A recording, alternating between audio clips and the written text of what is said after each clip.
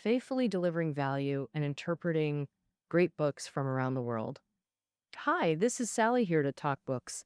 Today I'll be discussing the book, The Biography of Yang Zening.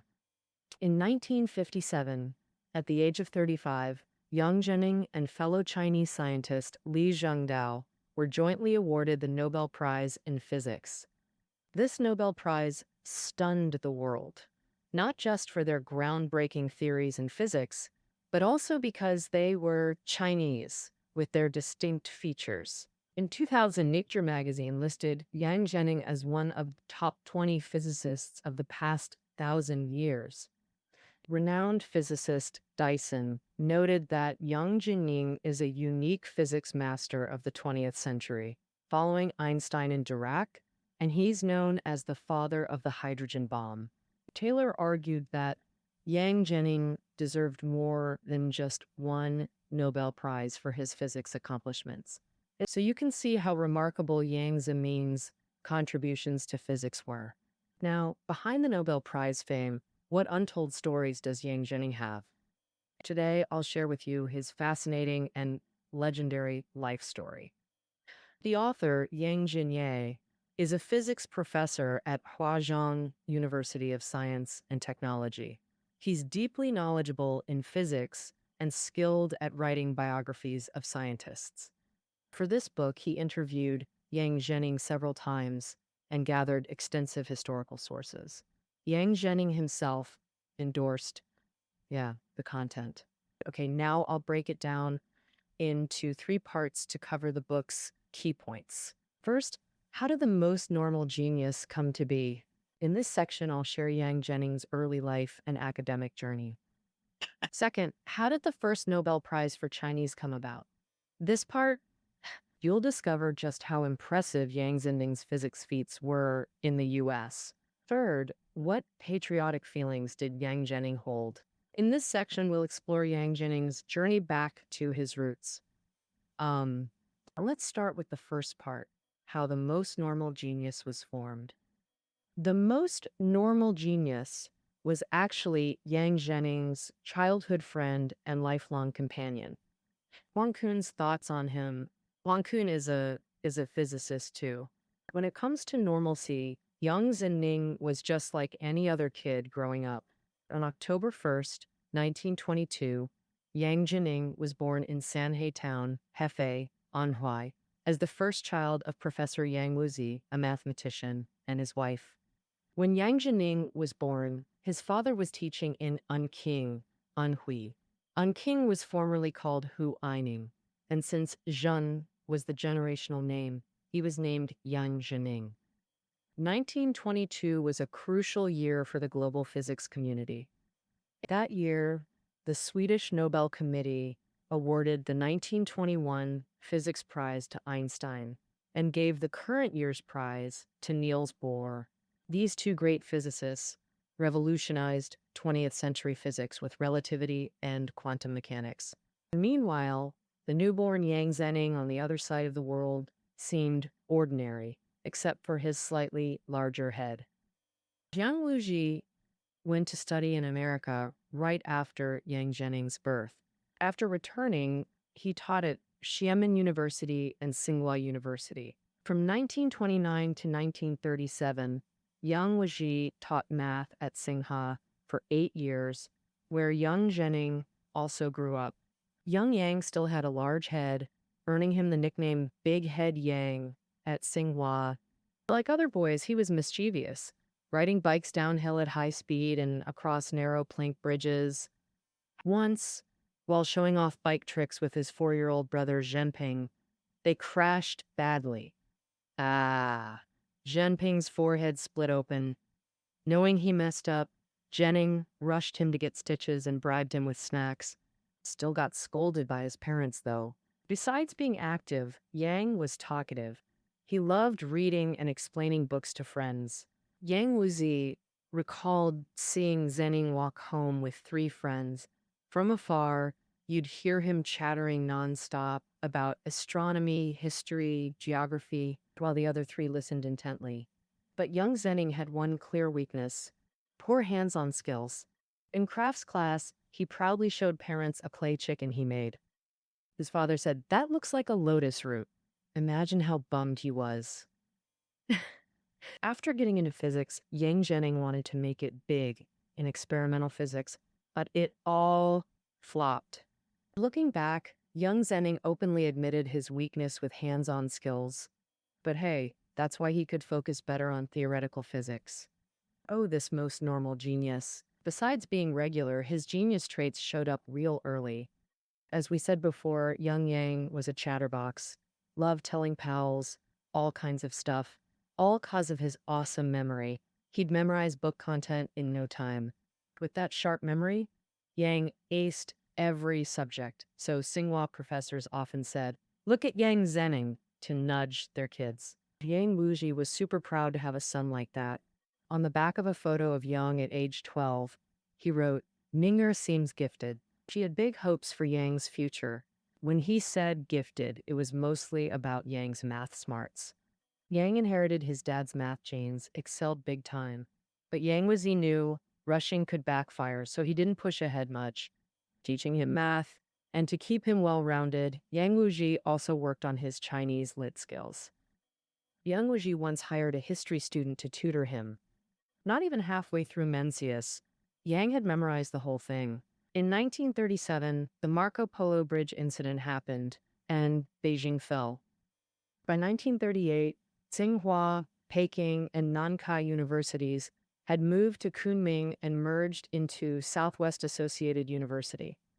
Just arrived in Kunming, only a high school sophomore under 16. He took the college exam, got second place out of 20,000 plus students, and got into Southwest Associated for chemistry. You might think, wait, isn't he a physicist?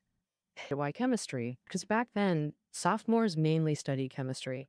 Physics started later, and he skipped a grade. And to the exam, he hadn't really touched physics, so he went with chem. But once at Southwest Associated, he soon found physics more his jam and switched majors. During the Sino-Japanese War, Southwest Associated University faced severe shortages, lacking clothes and food, while the campus became a prime bombing target for Japanese forces. Classrooms, libraries, dorms, repeatedly flattened by bombs, causing heavy casualties among teachers and students. Even though Yang's father taught math there, their family lived just as poorly. Their home in the city was reduced to ashes in a Japanese air raid. After that bombing, the family moved to a mountain village dozens of miles west of Kunming. Yang Zhenning rode dozens of miles of mountain roads daily to attend school. Despite harsh conditions, Southwest Associated had top-tier faculty, greatly benefiting students. Yang's Chinese literature teachers included masters like Zhu Jiqing, Wen Yidluo, and Luo Changpei. As a physics major, his professors Zhao Zhonyao, Wu Yushun, Zhou Piwan, Wu Daiyu were all giants in Chinese physics. In college, Yang remained academically brilliant while growing more composed with age. He graduated with a bachelor's at 20, then earned his physics master's 2 years later. A talent-filled Southwest Associated, he earned the title genius. Many believed he was destined for greatness. During grad school, he taught part-time at Tsinghua Middle School and Southwest Associated High School. His students included Wen Yuduo's son, Wen Lihei, Feng Yulan's son, and Luo Guangbin, author of Red Crag. But among them, one stood out, Dizhi Li. Little did they know they'd reunite in America years later and marry. In 1943, China's Ministry of Education held exams for U.S. scholarships. After fierce competition, 22 were chosen, Yang being the only physics major. In 1945, Yang went to America, where a vast physics world awaited him. Actually, at Southwest Associated, he'd always tracked cutting-edge physics. Besides Einstein, his most admired physicist was Fermi. With Einstein elderly, Yang's first goal in America was finding Fermi to become his grad student. So who exactly is Fermi? He was an Italian-American physicist. In 1938, he won the Nobel Prize for bombarding atoms with neutrons. Experiments that created unique effects. For example, bombarding uranium causes nuclear fission, the basic principle behind atomic bombs. With Italy under fascist rule, Fermi escaped during his Nobel trip to Sweden, became American, and joined the Manhattan Project to build the first atomic bomb. Why was Yang so drawn to Einstein and Fermi? Because both excelled at distilling complex physics into simple, core principles expressed through elegant math. That became Yang's own guiding philosophy in theoretical physics. Yang initially heard Fermi taught at Columbia, but when he arrived, Fermi had already left. Luckily, he met visiting scholar Zhang Wenyu, who revealed Fermi moved to University of Chicago. After relentless pursuit, Yang finally became his student. Coincidentally, U Chicago was also his father Yang Wuji's alma mater. Being Fermi's student wasn't easy, though. Fermi had legendary moments, like during the first atomic test in New Mexico, where shockwaves scattered paper scraps from his hand. From how far those scraps flew, Fermi mathematically calculated the blast equaled 20,000 tons of TNT, matching instrument readings perfectly. Yang had exceptional talents, too. Among U Chicago's 200 physics graduate students, peers quickly noticed his unassuming appearance hid vast knowledge surpassing everyone else. Once during an hour-long exam, he finished in just 10 minutes. Fermi once declared, "My best student is Chinese." Yang Zening. Fermi valued him so highly that during sabbaticals, Yang taught his physics courses. As we mentioned earlier, Yang Jining was always kind of bad with hands-on stuff since he was little. While at the University of Chicago, he deliberately challenged himself by picking an experimental physics topic for his doctoral dissertation. He got involved in building a 400,000 electron volt particle accelerator. Over 20 months of experiments, his gear kept messing up, progress stalled, and he accidentally zapped a student's hand with high voltage. Professor Allison, the lab boss, joked, "Wherever things are banging and clattering, Yang Jennings got to be there." Even grown up, his hands-on skills didn't improve much, so he had to ditch that dissertation topic. Thanks to Fermi's recommendation, Yang studied under another physicist, Taylor, because Taylor specialized in theoretical physics, which would really help Yang grow. On Taylor's advice, Yang switched his dissertation to theoretical physics, and in June 1948, at 26, he smoothly got his PhD in physics. After graduating, Yang stayed on as a lecturer, which was totally unheard of at the University of Chicago, because the school had a strict rule against hiring its own grads as lecturers. But Fermi, Taylor, and even Allison, who'd seen all Yang's lab disasters, pushed for him to stay because he was just too darn brilliant in theoretical physics. Looking back on his student days, Yang felt his physics stints at Southwest Associated and U Chicago both gave him huge benefits. Southwest Associated really focused on building foundational knowledge. There, he learned broad physics stuff and nailed solid basics. Guided by professors Wu Daiyu and Wang Zushi, Yang got super into symmetry principles and statistical mechanics. This became his main research path in theoretical physics later, thanks to his rock-solid fundamentals. Yang thrived in Chicago's freewheeling learning vibe, where Fermi often huddled with grad students in his office, debating hot topics like elementary particle theory, general relativity, and cosmology, white dwarf structures, and supernova ideas, all that really opened up Yang's horizons. Taylor taught physics in a free-flowing style, not sticking to the syllabus, jumping around a lot. Many students were totally confused, but for Yang Chen-Ning, with his solid physics foundation, it was a breeze. All right, so that wraps up the first part of the book, how the most normal genius was formed. After physics education in both China and the US, a new star in the physics world was rising. So now let's dive into the second part, how the first Nobel Prize for Chinese was won. As mentioned earlier, in 1948, 26-year-old Yang Zening stayed at the University of Chicago as a lecturer after getting his PhD.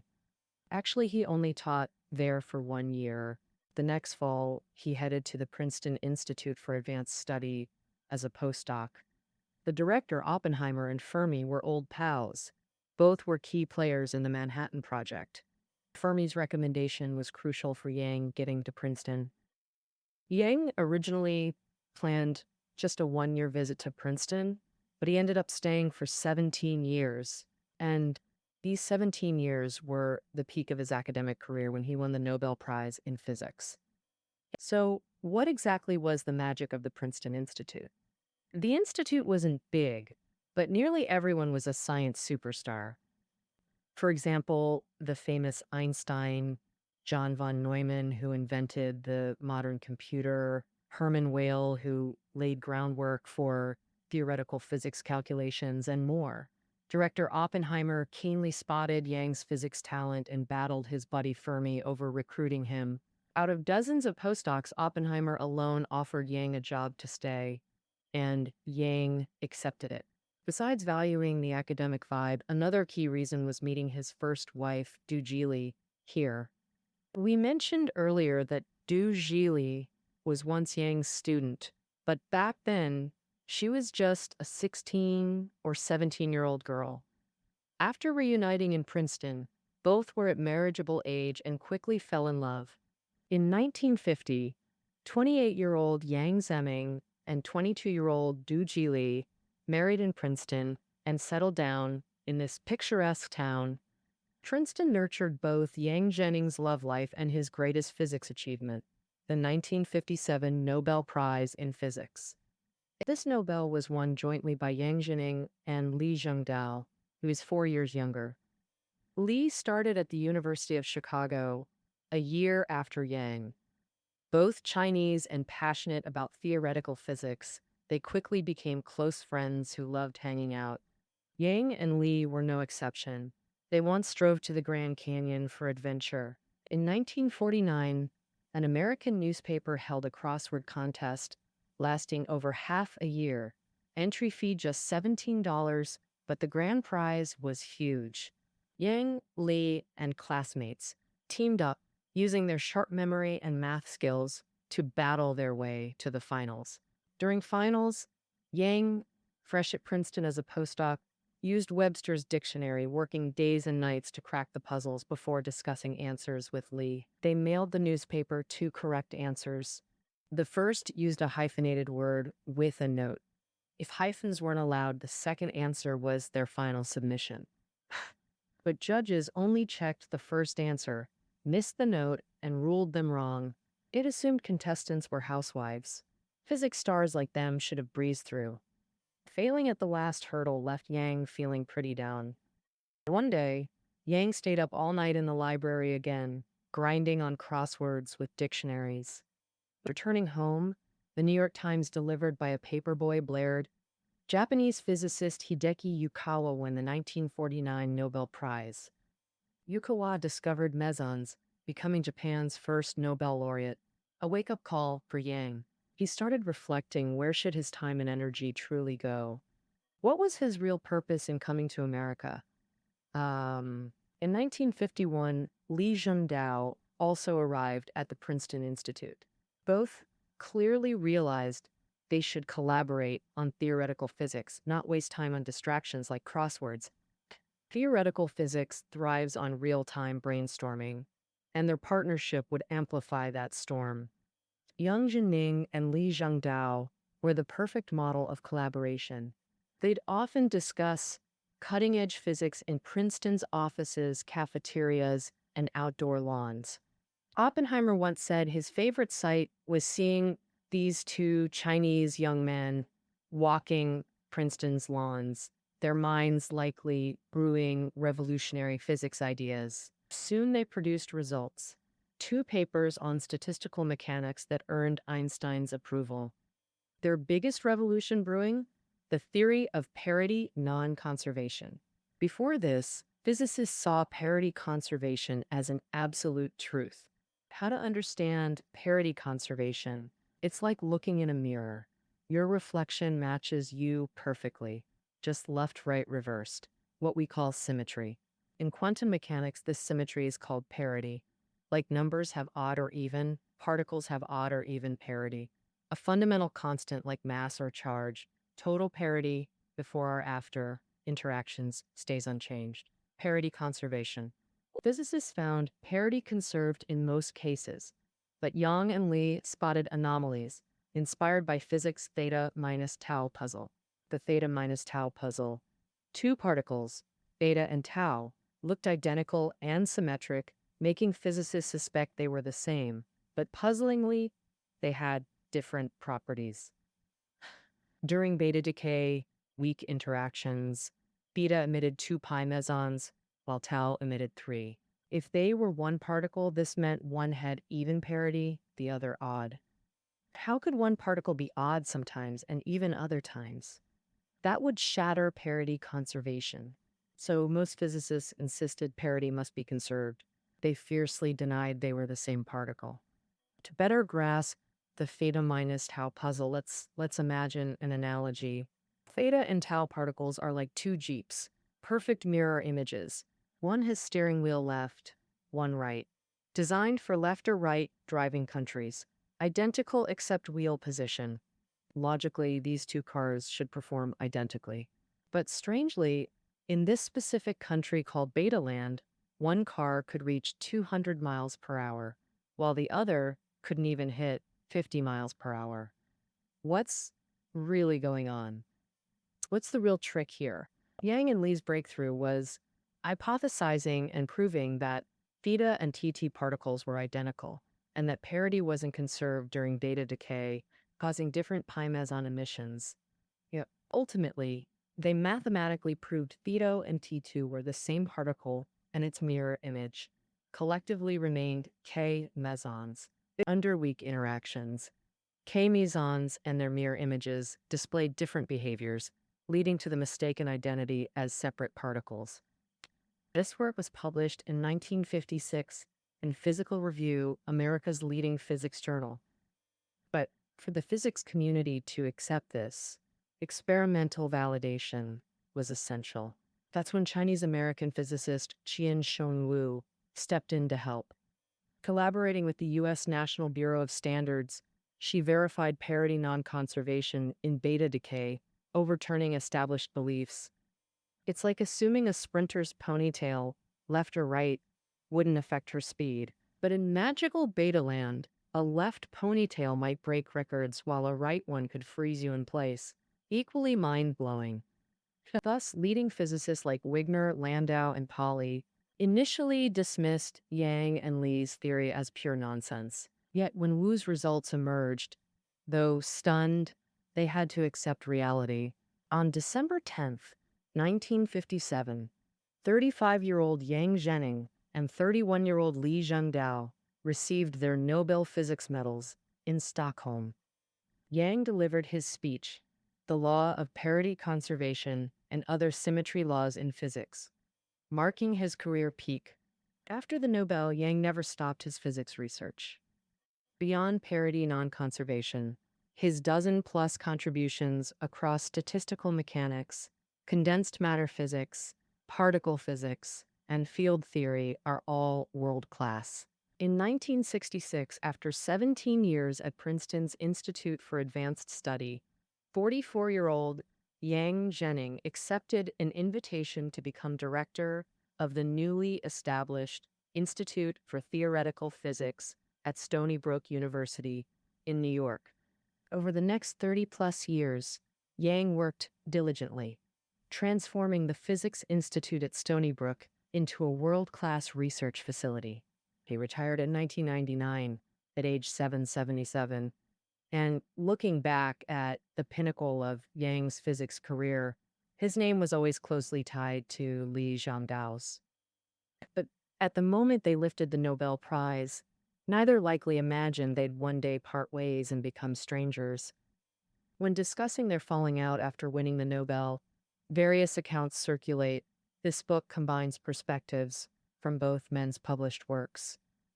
Actually, during the Nobel Award, they disagreed over whose name should come first, which ignited their eventual split. Yang believed that as the older and lead researcher, his name deserved precedence. Lee argued that he proposed key aspects of parity, non-conservation, and alphabetically, Lee should come before Yang. To balance this, they alternated whose name appeared first in post-Nobel papers, but it couldn't stop the deepening rift between them. In 1962, 5 years after their Nobel win, they completely severed ties.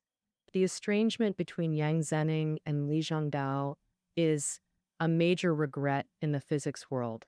This even drew the attention of Premier Zhou Enlai, who met with both scientists and tried to reconcile their differences.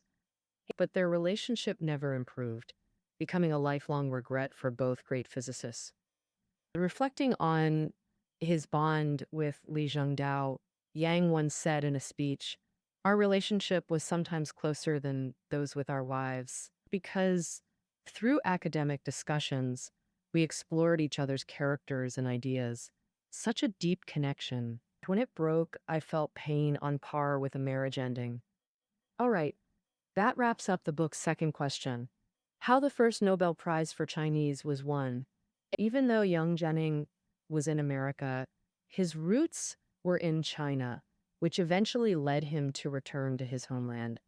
Next, we'll cover the book's third question: what prompted Yang Zhenning to return to China? From Yang Zhenning studying abroad in America in 1945, to him becoming a U.S. citizen in 1964, to his retirement at Stony Brook University in 1999, it can be said that over this half-century, Yang Zhenning's most brilliant achievements were made in America. Many questioned his choice to become a U.S. citizen, calling it treason. However, he never forgot that he was Chinese and his roots. In 1957, in China, when he gave his Nobel Prize acceptance speech, he first mentioned that he was Chinese and recalled his studies in China. At the same time, he candidly stated, "I am a product of both Chinese and Western cultures. There is both conflict and harmony between them. I want to say I am proud of my Chinese roots and background and satisfied with my dedication to modern science," and feel satisfied. To return home sooner, Yang Zhenning politely declined any research projects involving U.S. national secrets or military matters. However, the path back home was still full of obstacles. On moonlit nights, Yang Zhenning often silently recited Li Bai's poem, Quiet Night Thoughts. "Before my bed, the moonlight shines like frost upon the ground. Raising my head, I gaze at the bright moon. Lowering it, I miss my hometown." 1971 was a special year for Yang Zhenning. That year, U.S. Secretary of State Henry Kissinger secretly visited China, opening the door to Sino-American exchanges. At the same time, ping-pong diplomacy made people-to-people exchanges possible. But the U.S. government didn't support Yang Zhenning visiting China. After efforts, 49-year-old Yang Zhenning finally returned to his homeland after 26 years via France, becoming the first Chinese-American scientist to visit the People's Republic of China, and was received by Premier Zhou Enlai. During his one-month trip to the mainland, Yang Zhenning not only reunited with long-lost parents and relatives, but also met old friends like Deng Jiasheng. Gung grew up with Yang in Tsinghua Garden, chose to return after studying in the U.S., and became a key figure in China's nuclear program. At that time, research conditions in China were very tough. After the atomic and hydrogen bomb tests, names like Deng Jiaxian were kept secret for confidentiality. Yang Zhenning suggested to Premier Zhou that their names be made public to ensure their basic living and research conditions. After Deng Jiaxian got cancer, Yang Zhenning returned multiple times to visit his old friend, bringing new anti-cancer drugs from the U.S. Meanwhile, his return trip also made Yang Zhenning deeply feel the changes in the country. Back in the U.S., through his speeches, he gradually reduced some Americans' hostility toward China with its different social system. And in the 1970s, Japan and the U.S. illegally occupied China's Diaoyu Islands, through a security treaty. Living in the U.S., young Chen-Ning was the first to call for defending the Diaoyu Islands, becoming one of the earliest activists. At the same time, he co-founded the National Association of Chinese Americans, serving as president to unite overseas Chinese and boost U.S.-China exchanges. Starting from his first return in 1971, Yang visited China almost yearly, mostly to research institutions. He served as a visiting professor at Tsinghua, Peking University, and others, leveraging his influence to secure huge donations, billions just for Tsinghua. Yang also invited Chinese peers to U.S. conferences and sponsored thousands of young talents to study abroad, fulfilling his falling leaves return to roots dream. In 1999, at 77, after retiring, he shifted his life focus to China. In 2003, he settled at Tsinghua, teaching physics to undergrads. Even at 81, Yang said many professors avoid teaching basic physics, but he believes it's crucial. He guides talented youth into physics. The Hall of Physics might become the future most important lesson for great physicists. In 2017, Yang gave up his U.S. citizenship and became a Chinese citizen. One controversial late life event. At 82, he married 28-year-old Wen Fan. In 2003, his first wife, Du Zhili, who'd been with him for 53 years, passed away, leaving Yang heartbroken. Around then, he reunited with grad student Wang Fan. Actually, they'd met earlier when Yang visited Chen-Ning University in 1995. 19-year-old Wang was his host. Unexpectedly, 9 years later, in December 2004, she became his second wife. This May-December marriage caused huge waves domestically and abroad, drawing widespread criticism toward Yang Zen-Ning. But hey, gossip belongs to others. Life is his own. Yang once told Wang Fan, "Some things I won't live to see, but in 30 or 40 years, you'll see them for me." Wen isn't just a spouse caring for him daily. She's also an academic assistant organizing his papers and managing affairs, freeing Yang to focus on work. Nearing 100, young Jining has never surrendered to old age. He cherishes Zhu Zijing's verse, "If the setting sun is splendid, why grieve that dusk is near?" He titled his late life essay collection The Dawn Collection. This most normal genius, his lifelong efforts brought dawn to theoretical physics and to China's foundational science. All right, that concludes our discussion of Yang Jinning's biography. Reading notes are below. See you tomorrow.